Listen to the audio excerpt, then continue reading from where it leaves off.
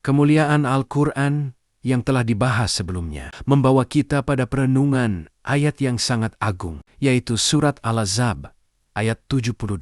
Sesungguhnya kami telah mengemukakan amanat kepada langit, bumi dan gunung-gunung, maka semuanya enggan untuk memikul amanat itu, dan mereka khawatir akan mengkhianatinya. Dan dipikulah amanat itu oleh manusia. Sesungguhnya manusia itu amat zalim dan amat bodoh. Ayat ini mengungkap hakikat diri kita sebagai manusia. Kita adalah satu-satunya makhluk yang berani mengambil amanah yang begitu berat. Amanah yang langit, bumi dan gunung-gunung pun enggan memikulnya. Amanah apakah itu? Para ulama menafsirkan bahwa amanah itu adalah tugas kehambaan, yaitu melaksanakan segala perintah Allah dan menjauhi segala larangannya. Amanah untuk menegakkan syariat, menjaga tauhid, dan menjadi khalifah di muka bumi. Langit dan bumi, meskipun besar dan luas, tunduk pada hukum alam yang telah ditetapkan. Mereka tidak memiliki kehendak bebas seperti manusia. Sementara gunung,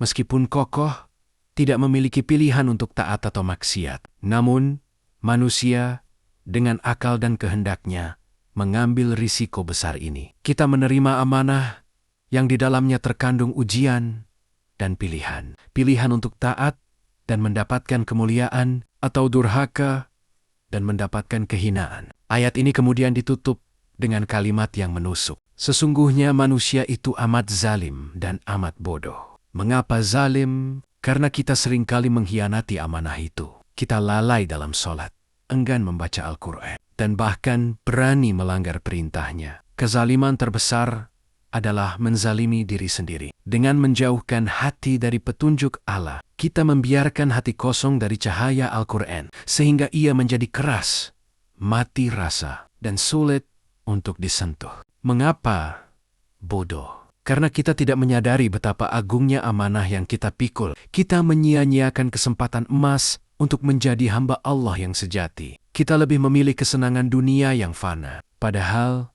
kita tahu akhiratlah tujuan utama. Kebodohan terbesar adalah tidak memahami bahwa kebahagiaan sejati hanya ada dalam ketaatan kepada Allah. Dan petunjuk untuk ketaatan itu ada di dalam Al-Quran. Hadirin, marilah kita kembali introspeksi. Jika hati kita tidak tersentuh dengan Al-Quran, jangan salahkan Al-Quran, salahkanlah diri kita. Mari kita bersihkan hati dari karat-karat dosa. Perbarui niat kita dalam membaca Al-Quran, dan mohon kepada Allah agar hati kita dilembutkan. Semoga kita menjadi hamba-hamba yang senantiasa dekat dengan Al-Quran, yang hatinya luluh dan bergetar setiap kali mendengar firman-Nya. Semoga kita termasuk golongan orang-orang yang senantiasa menunaikan amanah, hingga akhirnya kita kembali kepadanya dalam keadaan husnul khatimah. Amin ya rabbal alamin.